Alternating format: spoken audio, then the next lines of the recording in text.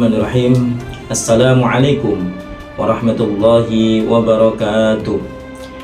Hamdan wa syukran lillah, wassalatu wassalamu ala rasulillah, wala hawla wala quwata illa billah, amma ba'du.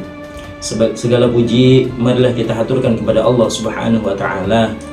Beliaulah yang menurunkan Al-Quran sebagai petunjuk untuk umat manusia.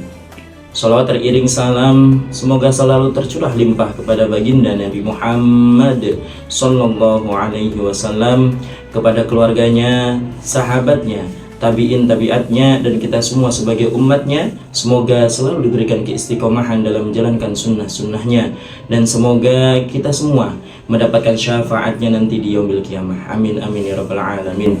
Hadirin yang dirahmati Allah Subhanahu wa ta'ala, Al-Quran adalah kitabullah, firman Allah yang menjadi pedoman hidup kita semua. Ia bukan sekedar bacaan, tetapi cahaya, petunjuk, dan penerang hati untuk seluruh umat manusia. Allah Subhanahu wa ta'ala berfirman dalam surah Al-Baqarah ayat 2 bahwa Al-Quran adalah petunjuk bagi orang-orang yang bertakwa. Rasulullah sallallahu alaihi wasallam bersabda, khairukum man ta'allamal qur'ana wa 'allamahu. Sebaik-baik kalian adalah yang belajar Al-Quran dan mengajarkannya. Hadis riwayat Bukhari. Dari hadis di atas menunjukkan betapa mulianya orang-orang yang dekat dengan Al-Quran dan mempelajari Al-Quran. Ada beberapa keutamaan saat kita membaca Al-Quran setiap hari. Pertanyaannya, sudahkah kita membacanya? Keutamaan yang pertama adalah setiap huruf yang kita baca bernilai pahala. Rasulullah Shallallahu Alaihi Wasallam bersabda, barang siapa yang membaca satu huruf dari kitabullah, maka baginya satu kebaikan, dan satu kebaikan tersebut akan dilimpah gandakan. Hadirin yang dirahmati Allah Subhanahu wa ta'ala, keutamaan yang kedua adalah akan menjadi syafaat bagi kita yang membaca ayat suci Al-Quran.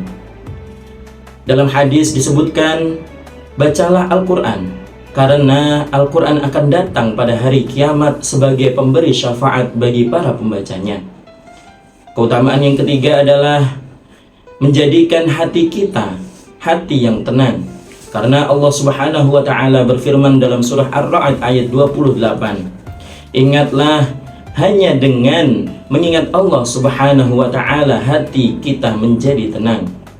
Membaca Al-Quran termasuk zikir atau mengingat Allah yang paling utama, yang menenangkan hati, yang menenangkan jiwa.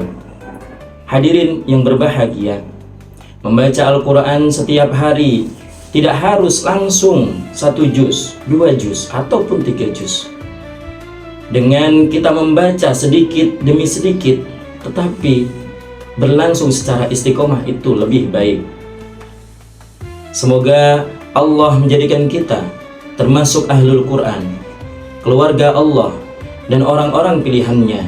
Mari sama-sama kita hidupkan keluarga kita, lingkungan kita, untuk setiap hari membaca Al-Quran, agar rumah kita bercahaya dan hati kita penuh dengan keberkahan Al-Quran. Wallahu a'lam bissawab, wal 'afu minkum. Wassalamualaikum warahmatullahi wabarakatuh.